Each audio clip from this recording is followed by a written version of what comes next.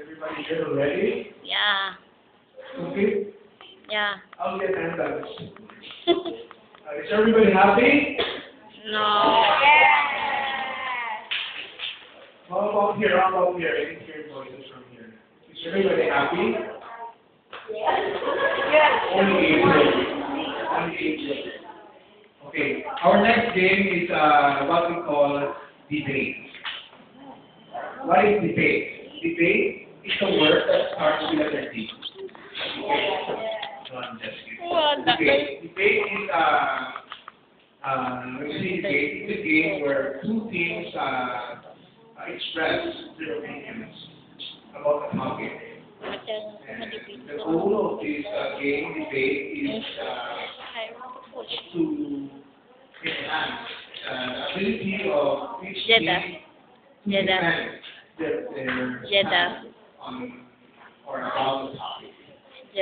Okay? And before anything else, I would like to acknowledge the presence of our new judge. On behalf of Sir Mar, we have our beautiful Emma. Single. Single? Today. Almost single. But double. Okay. Our criteria for the game is has 4 parts. Okay, the first part of the criteria is interpolation. What is interpolation?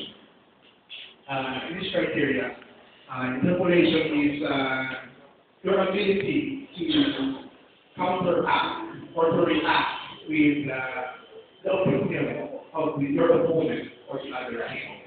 Okay? Next is deliberation. Deliberation is the way or how you deliver your opinion, the way you speak. Okay? So, members, speak now. Here. Okay? Next is reasoning. Reasoning is how you reason out with your opinion or your topic. And the last category is grammar. Grammar.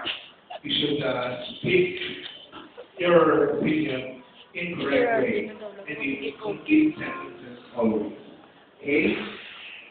Okay, those 4 parts are 25%. So total,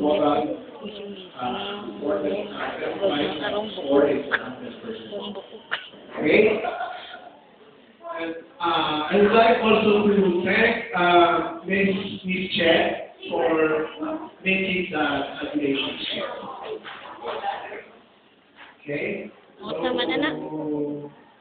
are the members ready?